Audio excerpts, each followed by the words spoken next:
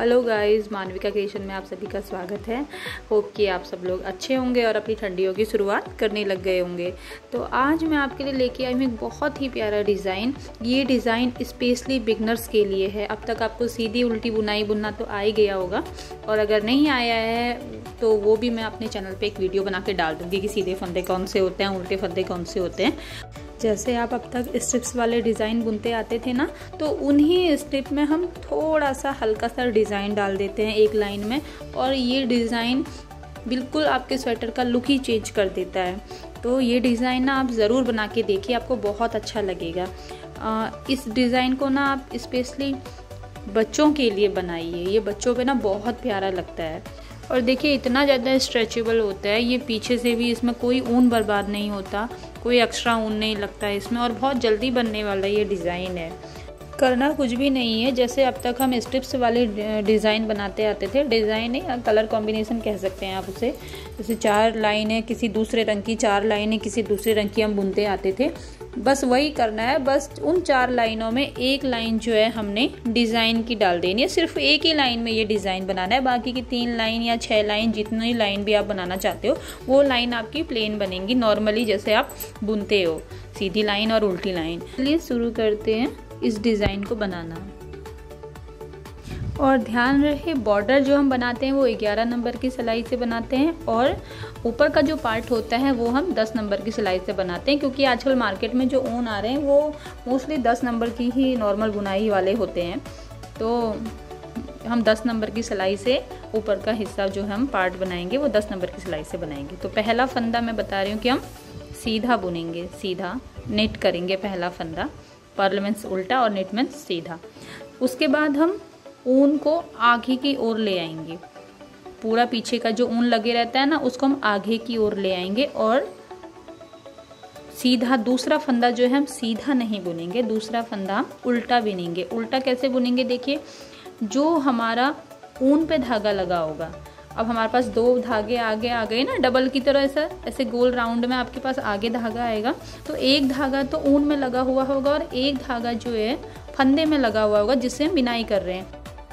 इस डिज़ाइन में आपको सिर्फ एक ही चीज़ ध्यान देनी है कि जो धागा आपका फंदे में लगा हुआ है, जो टाइट धागा है, उसी धागे से आपने बिनाई करनी है। जो धागा आप खींचोगे और सट से खींचता हुआ चला आएगा, वो धागा ऊन के गोले में लगा हुआ धागा है, उस धागे से बिनाई नहीं करनी है, फंदे में लगे हुए धागे से ही बिनाई करनी है। और जो ऊन में लगा हुआ धागा है, गोले में लगा हुआ, वो धागा आपने पीछे की तरफ भी वो आधा गया होगा, तो उस धागे को आपने पीछे को खींचना है। बिनाई करने के बाद 2 फंदे उल्टे बुनने के बाद उस धागे को पीछे को खींच लेना है। ऊन पीछे को खींचने के बाद ये कुछ इस तरीके का नज़र आएगा, जो अभी आपको समझ में नहीं आएगा। एक रो आप बिनाई करेंगे तो फिर आपको ये प्रॉपर डिज़ाइन समझ आएगा कि ये कैसा लग रहा है। तो वापस वही चीज़ करेंगे, फिर से धागा आगे लेंगे और 2 फंदे उल्टे बिनेंगे। किस ऊन से बिनेंगे, जो हमारा फंदे में लगा हुआ है, जो टाइट ऊन है। तो टाइट ऊन से देखेंगे, खींच के देखेंगे उसको कि वो खींच रहा है या नहीं। वो नहीं खींच रहा होगा तो उससे हम बिनाई करेंगे, जो खींच रहा होगा उससे बिनाई नहीं करेंगे। तो टाइट ऊन से हमने 2 फंदे उल्टे फिर से बिन लेने हैं, 1 and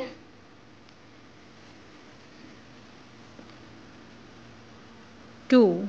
2 फंदे हमने उल्टे बिन लिए और गोले में लगे हुए ऊन को हम फिर से पीछे को खींच लेंगे।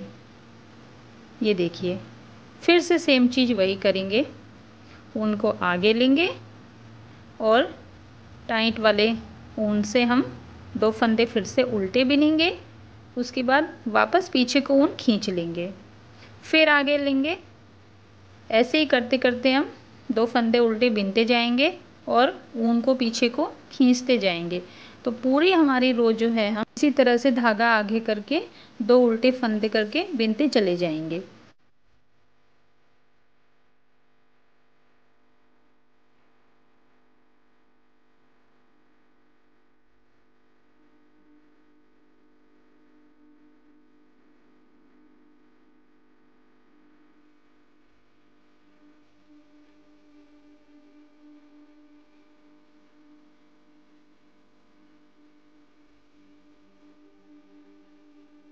तो ऐसे डिज़ाइन देते हुए हम अपनी रो कंप्लीट कर लेंगे।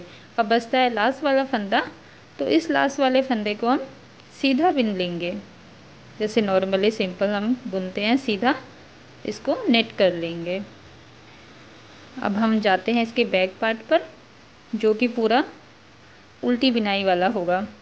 तो हम नॉर्मली इसको जैसे बाकी में बिनते हैं उल्टे पे उल्टा, तो हम इसको पूरी रो हम उल्टी बिन लेंगे। और इसके बाद जब तक हम दूसरा रंग नहीं लगाना चाहते हैं, जितनी भी लाइनों के बाद हम दूसरा रंग लगा रहे हैं, तो उतनी लाइनें हम नॉर्मल बिन लेंगे, सीधे में सीधा और उल्टे में उल्टा।